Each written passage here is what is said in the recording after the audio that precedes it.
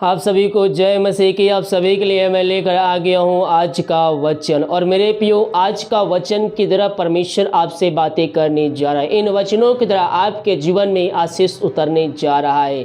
मेरे प्रियो, हम आगे बढ़े इससे पहले मैं आपको बता देना चाहता हूँ, हम जो भी करें मसीह के राज के बढ़ोतरी के लिए, हमारा मसीह में परिश्रम कभी भी व्यर्थ नहीं जाता है। हम जो करते हैं हम उसके द्वारा हम आने वाले दिनों में आशीष को प्राप्त करेंगे। चाहे हम सुसमाचार सुनाएं, चाहे हम वीडियो को शेयर करके हम दूसरों को वचन बताएं, मसीह में किया हुआ कोई भी कार्य व्यर्थ नहीं जाता है। वो हमारे पास से आशीष लेकर दोबारा हमारे पास आता है। आज के मन के लिए हम देखते हैं मत्ती अध्याय के 16 पद के उसके हम 27 पद को। तो वहां पास परमेश्वर का वचन कहता है, मनुष्य का पुत्र अपने शब्दों के साथ अपने पिता की महिमा में आएगा और उस समय वह हर एक को उसके कामों के अनुसार प्रतिफल देगा।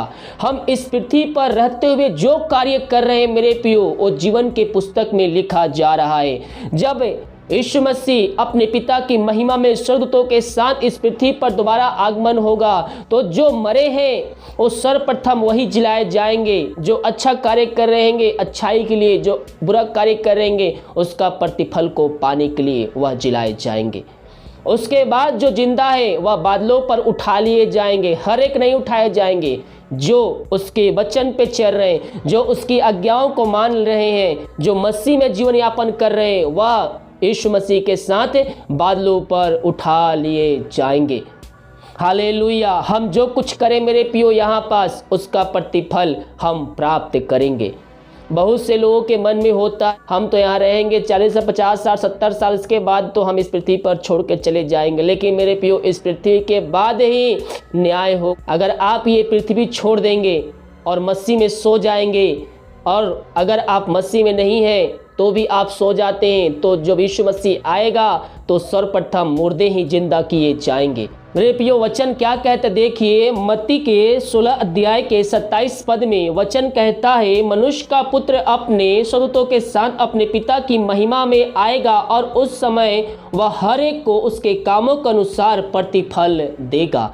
हम यहाँ जो भी करते मेरे प्रियो, जीवन की पुस्तक में वह नोट होते जा रहा है। जब यीशु मसीह अपने पिता की महिमा में स्वर्गदूतों के साथ इस पृथ्वी पर आएगा तो हर एक को कामों के अनुसार उसका प्रतिफल देगा। जो जिंदा है वह बात, जो मसीह में जीवन यापन करें, बादलों पर उठा लिए जाएंगे। जो मसीह में सोए हैं वह सर्वप्रथम जिलाए जाएंगे। जो अच्छा कार्य किए वह अच्छाई के लिए, और जो बुरा कार्य करेंगे वो बुरे प्रतिफल पाने के लिए वह जिलाए जाएंगे। हालेलुया। इसलिए हम सतर्क रहें कि ऐसा हम कोई कार्य नहीं कर रहे हैं जिससे हम नरक जाने का योग्य बना रहे हैं। अगर कर रहे हैं तो उससे मन को फिरा कर हमें प्रभु के वचनों की तरह अपना मन को लगाना है और उसके वचनों पे हमें चलने का प्रयत्न करना है और प्रभु से प्रार्थना करना है कि प्रभु पवित्र आत्मा को सहायता कर कि मैं तेरे वचनों पे चल सकूं, मैं तेरे आज्ञाओं पे चल सकूं। ओ दयालु परमेश्वर है, वो आपको पवित्र आत्मा के द्वारा सहायता करेगा।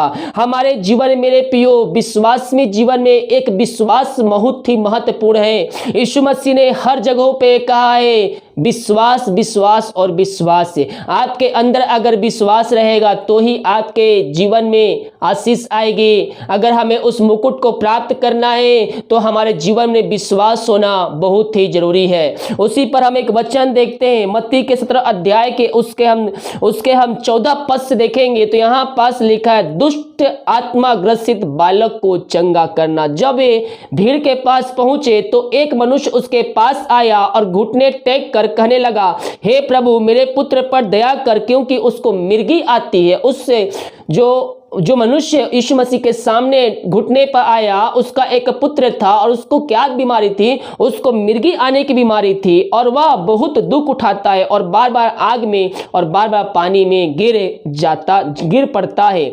मैं उसको तेरे चेलों के पास ले गया पर वे उससे अच्छा नहीं कर सके। जो मनुष्य यीशु मसीह से बातें कर रहा है, उससे कह रहा है कि मेरा एक पुत्र है, उसे मिर्गी की बीमारी है, वह आग में पानी में और इधर उधर गिर पड़ता है जिससे वह दुख उठाता है। मैंने उसको तेरे चेलों के पास ले गया लेकिन तेरे चेले उसको ठीक नहीं कर सके। यीशु ने उत्तर दिया, हे अविश्वासियों और हठीले लोगों, मैं कब तक तुम्हारे साथ रहूंगा, कब तक तुम्हारी सहूंगा, उससे यहां मेरे पास लाओ। तब यीशु ने दुष्ट आत्मा को डांटा और वह उसमें से निकल गए और लड़का उससे घड़ी अच्छा हो गया। यीशु मसीह ने क्या कहा है मेरे प्रियो? हे अविश्वासियों और हठीले लोगों, यानी कि अगर आपके अंदर विश्वास नहीं है तो हम अविश्वासी कहलाने का योग मैं नहीं कर रहा हूं, ये वचन कह रहा है कि अगर हमारे अंदर विश्वासी कमी है, हम संदेह कर रहे हैं, हम शक कर रहे हैं, तो हम विश्वासी कहलाने का कोई भी हक नहीं बनता है। हम अविश्वासी की तरह हम क्या कर रहे हैं? अविश्वासी की तरह हम कार्य कर रहे हैं। यहाँ यीशु मसीह उस मनुष्य को कहते हैं, हे अविश्वासियों और हठीले लोगों, मैं कब तक तुम्हारे साथ रहूंगा और कब तक मैं तुम्हारी सहूंगा। मेरे प्रियो, यीशु मसीह हमारे साथ ही है, केवल हमें विश्वास के साथ उससे प्रार्थना करना है। इसमें केवल दो ही अंतर है। उस समय उनके साथ था, सामने था, लेकिन आज वो हमारे साथ है, लेकिन हम उसको देख नहीं सकते। हम केवल उसे महसूस करते हैं। और महसूस कैसे कर सकते हैं? हम प्रार्थना के द्वारा, पवित्र आत्मा जब हमारे ऊपर आएगा, जब हम प्रार्थना करेंगे, पवित्र आत्मा से बातें करेंगे, पवित्र आत्मा के द्वारा हम यीशु मसीह से बातें करेंगे, क्योंकि पवित्र आत्मा ही है जो हमें परमेश्वर की उपस्थिति में ले जाता है। इसलिए पवित्र आत्मा को प्राप्त करने के लिए प्रभु से प्रार्थना कीजिए, वो आपको पवित्र आत्मा का सामर्थ्य से भरपूर करेगा। जब हम बुरे होकर अपने बच्चों को अच्छे अच्छे और बेस्ट वस्तु देना चाहते हैं, तो स्वर्ग पिता मांगने वालों को पवित्र आत्मा क्यों ना दे, मांगोगे तो तुम्हें मिलेगा। लेकिन उसके पीछे मकसद क्या है? आपको भी वह परमेश्वर के सामने रखना पड़ेगा।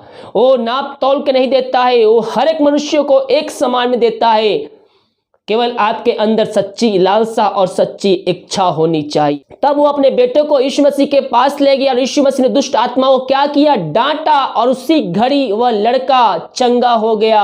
आगे क्या कहा? तब चेलों ने एकांत में, तब जो उसके चेले थे उस भीड़ के सामने उस यीशु मसीह सवाल नहीं किए हैं। तब चेलों ने, जब भीड़ खत्म हो गया होगा, कहीं गया होगा, तब चेलों ने एकांत में यीशु के पास आकर कहा, हम उसे क्यों नहीं निकाल सके? चेले यीशु मसीह के साथ रहते थे, फिर भी उस दुष्ट आत्मा ग्रसित बालक को चंगा नहीं कर सके, लेकिन यीशु मसीह चंगा कर दिया। तब चेलों ने सोचा होगा, ये हम क्यों नहीं कर सके? अगर हम इसके चेले हैं, यीशु मसीह जब कर सकता है तो हम भी कर सकते हैं, बिल्कुल कर सकते हैं। परमेश्वर में सामर्थ्य दिया। यीशु मसीह ने कहा है, जो मैं करता हूं उससे बड़े बड़े तुम कार्य करोगे। यानी कि यीशु मसीह से अधिक हमारे पास सामर्थ्य है। लेकिन मेरे प्रियो, चेले उसके साथ रहते थे, चेले उसको चंगा क्यों नहीं कर सके? तब उसने कहा, अपने विश्वास की घटी के कारण, क्योंकि मैं तुमसे सच सच कहता हूं, ये तुम्हारा विश्वास राई के दाने के बराबर भी हो तो तुम इस पहाड़ से कहोगे, यहां से सरक कर वहां चला जा, तो वह चला जाएगा, और कोई बात तुम्हारे लिए असंभव ना होगी।